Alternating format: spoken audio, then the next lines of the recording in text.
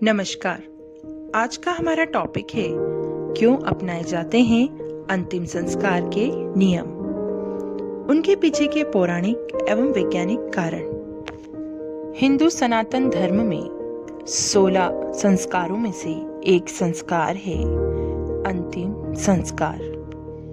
अंतिम संस्कार में हम लोग शामिल तो होते हैं, पर होने वाली छोटी छोटी बातें जो हम अपनाते हैं या जिस घर में मृत्यु हुई है वो अपनाता है, आज हम जानेंगे गरुड़ पुराण के अनुसार उनके कारण। आइए जानते हैं। ऐसा के चैनल में आपका स्वागत है। अगर आपने मेरा चैनल अभी तक सब्सक्राइब नहीं किया है तो प्लीज सब्सक्राइब माय चैनल। साधु और बच्चों को समाधि और सामान्य जनों का दाह संस्कार। हिंदू सनातन धर्म में साधु और बच्चों को समाधि और सामान्य जनों का दाह संस्कार किया जाता है।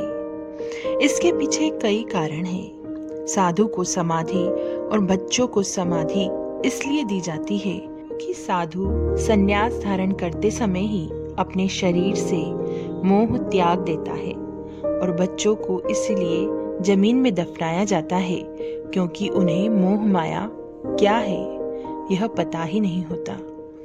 सामान्य व्यक्तियों को जलाया इसलिए जाता है ताकि यदि उसकी अपने शरीर के प्रति जरा भी मोह माया हो तो वह छूट जाए। अंतिम संस्कार में शामिल होना। अंतिम संस्कार में शामिल होना इसलिए जरूरी होता है क्योंकि यह एक पुण्य का कर्म होता है। जिस घर में किसी का देहांत हुआ है उस घर से 100 गज दूर तक के घरों के लोगों को अंतिम संस्कार में शामिल होना चाहिए। अंतिम संस्कार में शामिल होकर प्रत्येक सक्षम व्यक्ति को कंधा भी देना जरूरी होता है। पार्थिव शरीर की परिक्रमा का नियम। शास्त्रों के अनुसार शमशान ले जाने से पूर्व घर पर कुटुंब के लोग मृत व्यक्ति के पार्थिव शरीर की परिक्रमा करते हैं। बाद में दाह संस्कार के समय संस्कार करने वाला व्यक्ति छेद वाले घड़े में जल लेकर चिता पर रखे पार्थिव शरीर की परिक्रमा करता है, जिसके बाद अंत में पीछे की ओर घड़े को गिराकर फोड़ दिया जाता है। ऐसा मृत व्यक्ति का शरीर से मोह भंग करने के लिए किया जाता है। इसका अर्थ यह भी है कि हमारा जीवन उस छेद रूपी घड़े के समान है जिसमें आयु रूपी पानी हर पल गिरते हुए कम हो रहा है, और जिसके अंत में सब कुछ छोड़कर जीवात्मा के परमात्मा में लीन होने का समय आ गया है। दिशा ज्ञान।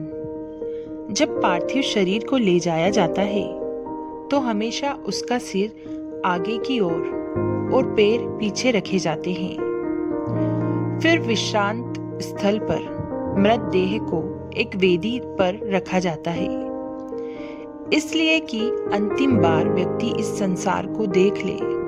इसके बाद देह की दिशा बदल दी जाती है।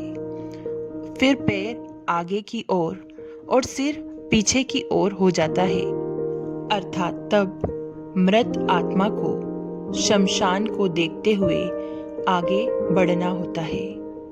अंत में जब देह को चिता पर लेटाया जाता है तो उसका सिर चिता पर दक्षिण दिशा की ओर रखते हैं। शास्त्रों के अनुसार यदि किसी व्यक्ति के प्राण निकलने में कष्ट हो तो उसका सिर उत्तर दिशा की ओर रखने से गुरुत्वाकर्षण के कारण प्राण शीघ्र और कम कष्ट से निकलते हैं। वहीं मृत्यु उपरांत दक्षिण की ओर सिर रखने का कारण यही है कि दक्षिण दिशा मृत्यु के देवता यमराज की दिशा है।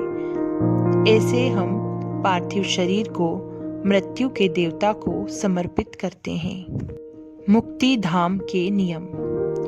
मुक्ति धाम में कई लोग हंसी मजाक करने या किसी प्रकार की अनुचित वार्तालाप करते हैं, क्योंकि वह यह नहीं जानते कि उन पर क्षित्रज्ञ देव की नजर है, जो यमराज द्वारा हर क्षेत्र में नियुक्त होता है।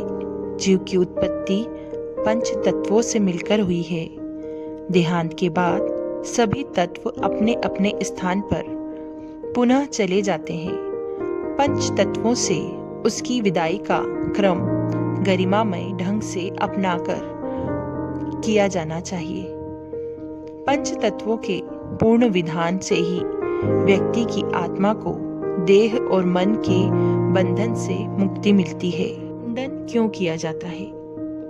दाह संस्कार के समय मृत व्यक्ति के पुरुष परिजनों के सिर मुंडाने की प्रथा चली आ रही है।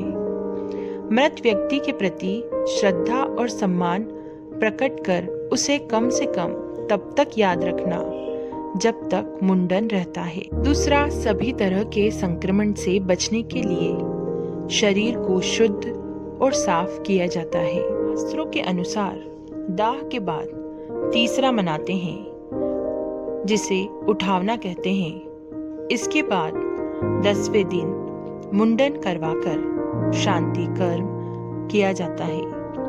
12वें दिन पिंडदान आदि कर्म करते हैं। 13वें दिन मृत्यु भोज देते हैं। इसके बाद 1.25 महीने का कर्म होता है। फिर बरसी मनाई जाती है और फिर मृतक को श्राद्ध में शामिल कर लिया जाता है। उक्त सभी के पीछे बहुत गहरा विज्ञान छुपा है। वैज्ञानिक कहते हैं कि मृत व्यक्ति का दिमाग 3 दिन तक सक्रिय रहता है।